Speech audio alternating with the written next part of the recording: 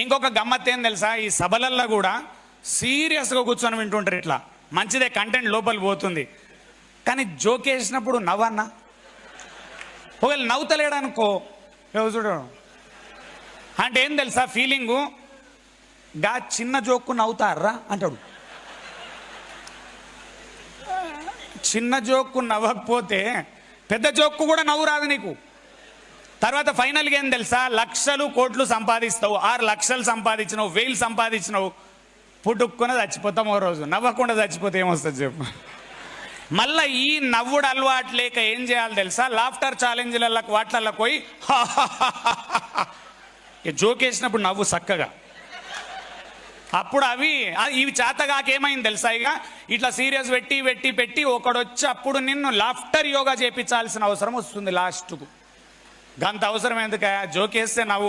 ఇంకోటి నవ్వినప్పుడు ఒక్కొక్కసారి ఏమైతే తెలుసా, ఒక ఆయనకు పగలబడి నవ్వుతుంటాడు ఒక పర్సన్, సూట్ వేసిండు, టై వేసిండు, బూట్లు వేసిండు మొత్తం, కానీ జోక్ మీద పగలబడి నవ్వుతుండు.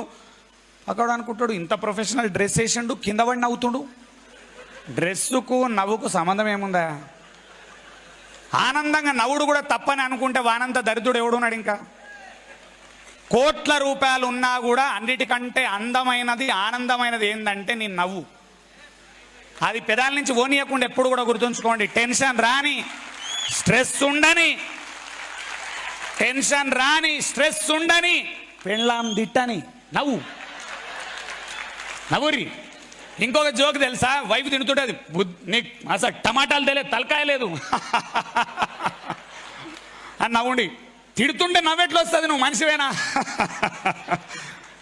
ఎందుకు తెలుసా, నువ్వు తిడితే ఆమె తిడుతుంది తప్ప నువ్వు నవ్వుతే ఆమె తిట్టలేదు. మొగోళ్ళకి లాజిక్ చెప్తున్నా వినుండి. నువ్వు బయట తోపు తొడిమే లేకపోతే బయట ఏమనగా ఇంట్లో కడప దాడుతున్నావు అంటే ఏమనుకోవాలి తెలుసా, జాగ్రత్త, ఒళ్ళు దగ్గర పెట్టుకొని మాట్లాడు అని ఎంటర్ కాండి. అప్పుడు లొలులే ఉండయి. 90% ఆఫ్ ది ప్రాబ్లమ్స్ ఎక్కడ వస్తున్నాయి తెలుసా, మీ అందరికి అర్థం చేసుకోవాలి. హానెస్ట్లీ మనము పెళ్లి చేసుకుంటున్నాం, ఆనందం కోసం పెళ్లి చేసుకుంటున్నాం, బాధ కోసం చేసుకోవట్లేదు. కానీ ఒక గమ్మత్తైన అలవాటు అందరికి ఏమైంది తెలుసా, సొసైటీలో అందరు చెప్తారు, పెళ్ళి వెడ్డింగ్ కార్డ్ ఇవ్వడం నీయంగానే నేను ఈ పని అయిపోయా, సావుకు పోతలేము, సస్తలేము, పెళ్లి చేసుకుంటున్నాం. కానీ ప్రతి ఒక్కరు ఏమంటారు తెలుసా, పెళ్లి కార్డు ఇన్విటేషన్ ఇవ్వగానే అయిపోయారనేది. ఇక వీనికి డౌట్ ఏమొస్తుంది, ఇప్పుడు పెళ్లి కార్డు ఇస్తున్నానా నేను ఇంకేమని ఇస్తున్నానా? ఇక మన్మధుడు సినిమాలు అయితే మీరు చూసిర్రు, డైరెక్ట్గా నాగార్జున చెప్తాడు, ఎందుక పెళ్ళి అంటే, సార్ పెళ్ళా అంటాడు, పెళ్ళి సార్. మళ్ళీ అడుగుతాడు, పెళ్ళా? వద్దు సుబ్బారావు చేసుకోకు. ఇట్లా తయారు చేశారు సొసైటీని. దీనికి మొట్టమొదటి రీజన్ ఏంది తెలుసా, దీని ఒక కరెక్ట్ పాయింట్ పట్టుకోండి, జోకేస్తున్నా కానీ చాలా ఇంపార్టెంట్ ఫ్యాక్టర్ ఏం తెలుసా, పెళ్ళి అనగానే అందరూ ఇక నీకు చుక్కలు కనబడతాయి అంటారు, కానీ అందరికీ తెలియని విషయం ఏం తెలుసా, పెళ్ళి తర్వాత చుక్కలు ఎందుకు కనబడుతున్నాయంటే నీకు యాక్చువల్గా వైఫ్ను మేనేజ్ చేసే తెలివి లేక, హస్బెండ్తోని ప్రేమగా ఎట్లా ఉండానో అర్థం కాక, అక్కడ ప్రాబ్లం ఉంది. వైఫ్ అండ్ హస్బెండ్ ఇద్దరు ఉన్నారు, ఎవరన్నా బయట నుంచి ఇట్లా గృహప్రవేశం అవుతుంటుంది, వాళ్ళ ఇంట్లో కొత్త ఇల్లు కొన్నారు, 200 మంది 500 మంది వచ్చినప్పుడు తెలుసు అందరినీ రిసీవ్ చేసుకుంటారు, నవ్వుకుంటారు, రండి రండి రండి రండి రండి రండి, సూపర్. వాళ్ళు వచ్చి ఇల్లు ఖతర్నాకుంది, ఇక ముఖంలో ఆనందం కాదు, రాత్రి దాకా ఇద్దరు ఆనందంగా గుర్రు, అందరు 500 మంది వంగని ఇద్దరు కొట్లాడుతున్నారు. నువ్వు పంచస్ అక్కడ పెట్టలే, పసుపు నువ్వు ఇట్నుంచి వేసినావు, ఇట్లేయాలి, ఉన్న మొగంతో కొట్లాటలు, 500 మందితో ఇకైకలు పక్కపక్కలు ఎందుకు? సేమ్ ఉన్న పెండ్లాంతో కొట్లాటలు రెండు. మీకు అందరికి ఒక రిక్వెస్ట్ చేస్తున్న, అందరికీ లైఫ్లో మనం మేజర్గా బతికేది ఇద్దరితోని మేజర్గా బతుకుతాం, టైం స్పెండ్ చేస్తాం. మొగోళ్ళు అయితే వైఫ్తో స్పెండ్ చేస్తారు, ఆడోళ్ళు అయితే హస్బెండ్తో స్పెండ్ చేస్తారు, ఇది నంబర్ 1. సెకండ్ ఎవరు తెలుసా, బాస్. ఇద్దరితో మేజర్ టైం స్పెండ్ చేస్తాము, మన బతుకులకు ఇద్దరు పడరు.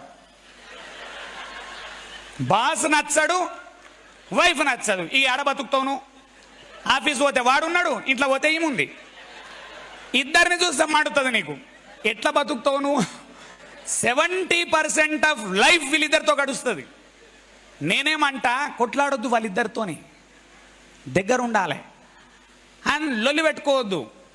నవ్వాలి, ప్రశాంతంగా ఉండాలి. దీనికి ఒక బుక్ చదవండి. టాపిక్ ఇవాళ ఇది కాదు, కానీ స్టార్ట్ అయింది కాబట్టి చెప్పి వేరే దాంట్లోకి వెళ్ళిపోతా. నెక్స్ట్ టైం ఎప్పుడన్నా ఈ టాపిక్ ఫుల్గా చెప్తా. Men are from Mars, women are from Venus అనే బుక్ చదవండి. ఏం book? Men are from Mars, women are from Venus. పురుషులు శుక్రగ్రహవాసులు, స్త్రీలు కుజగ్రహవాసులు అని తెలుగులో కూడా ఉంది. మీరు టెన్షన్ పడాల్సిన అవసరం లేదు. బుక్ షాప్ ఓన్ దగ్గరకు పోయి మొగోడు ఆడోళ్ళ మీద ఏదో బుక్ ఉంది ఇవ్వను,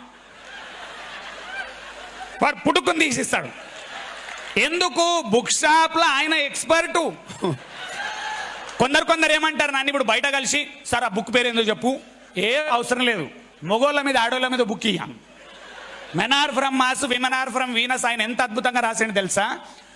3000 ఫ్యామిలీస్ని కౌన్సిలింగ్ చేసి, ఇన్ఫ్యాక్ట్ ఒక గమ్మత్ ఏమైంది తెలుసా? ఆయన లైఫ్లో కూడా కష్టాలై, ఐ థింక్ నాకు కరెక్ట్గా ఇన్ఫర్మేషన్ గుర్తులేదు ఇవాళ, బట్ అబద్ధం వద్దు, ఒకవేళ ఇన్ఫర్మేషన్ కరెక్ట్ అయితే ఆయనకు కూడా ఐ థింక్ డైవోర్స్ ఇష్యూ ఏదో అయింది చిన్నగా, బట్ లేటర్ కరెక్ట్ అయినుండు. ఆ తర్వాత 3000 మందిని కౌన్సిలింగ్స్ చేసి చేసి చేసి ఒక హైలైట్ బుక్ ఏం రాసిండి, ఇది men are from Mars, women are from వీనస్లా మొగోళ్ళ మెంటాలిటీ ఏంది, లేడీస్ మెంటాలిటీ ఏంది. చిన్న 2-3 పాయింటర్స్ అందులో నుంచి చెప్పి ముందుకెళ్ళిపోతా. లేడీస్కి చెప్తున్నా. ఫస్ట్ పాయింట్, మొగ జాతి ఒక టైప్ ఆఫ్ జాతి, దాన్ని మీరు మార్చలేరు. గుర్తుంచుకోండి, అనవసరంగా ట్రై చేయకండి, అది మారదు. దేవుడే వదిలేసిండు వాళ్ళని మార్చలేమని, మీరు అసలే మార్చలేరు. మీకు క్లియర్. ఇక మొగోళ్ళకి చెప్తున్నా, ఇటు చాలా మంది మొగోళ్ళు ఉన్నారు. ఆడజాతి ఒక టైప్ ఆఫ్ జాతి, వాళ్ళని మీరు మార్చలేరు. అండ్ మీకు ఎక్స్ట్రా చెప్తున్నా, మీరు వాళ్ళతో కొట్లాడి ఏం బీకలేరు. ఇది గుర్తుంచుకోవాలి. అందుకనే ఏంది, లొల్లి పెట్టుకోవద్దు. రెడీ ఉన్నారా అందరు? క్లియర్ ఉందా? గట్టిగా క్లియర్ ఉందా? గట్టిగా ఇస్తాను. క్లియర్ ఉందా? Okay, thank you. ఆ బుక్ ఖచ్చితంగా చదవండి. ఎందుకంటే ఇంకొకటి, కొందరు ఏమంటారు, నా వైఫ్తో నా కొట్లాటలే లేవు సార్ అని ఎవరన్నా అన్నారు అనుకో, అంటే జనరల్గా వాడు సంసారం చేస్తలేనట్టు. ఎందుకంటే సంసారం చేస్తున్నానికి కొట్లాటలు లేకుండా లేవు ప్రపంచంలో. ఇది రాసి పెట్టుకోండి. కాబట్టి ఇది ఖచ్చితంగా. రెండోది, ఆ బుక్ ఎందుకు చదవాలి ఇంపార్టెంట్, టీంని హ్యాండిల్ చేస్తున్నప్పుడు టీంలో లేడీ ఉంటే ఏ విధంగా హ్యాండిల్ చేయాలో కూడా ఆ బుక్ చదివితే అర్థమవుతుంది. లేడీ బాస్ ఉంటే జంట్ని ఏ విధంగా హ్యాండిల్ చేయాలో అర్థమవుతుంది. నా కింద జంట్ ఉంటే ఎట్లా చేయాలి, లేడీ ఉంటే ఎట్లా చేయాలి, లీడర్షిప్ స్కిల్స్కి కూడా ఉపయోగపడతాయి చాలా. అందుకే మీ అందరికీ రిక్వెస్ట్ చేస్తున్నా, యూట్యూబ్ నుంచి మిత్రులకు కూడా ఒకటైతే అలవాటు చేసుకుందాం. ఈ కాలం మిడిల్ క్లాస్ వాళ్ళందరూ కూడా ఒక కొత్త అలవాటు చేసుకుందాం. స్లోగా చేసుకుంటున్నారు, దాన్ని అగ్రెసివ్ చేయండి. నెలకొక సినిమా ఎంత అయితే ఇంపార్టెంటో, నెలకొక సెషన్ అటెండ్ చేయడం అంతే ఇంపార్టెంట్. మైండ్ మారుతుంది, ఆలోచన విధానం స్లోగా మారుతుంది. స్లోగా మనిషి మారుతాడు, స్లోగా బాగుపడతాడు.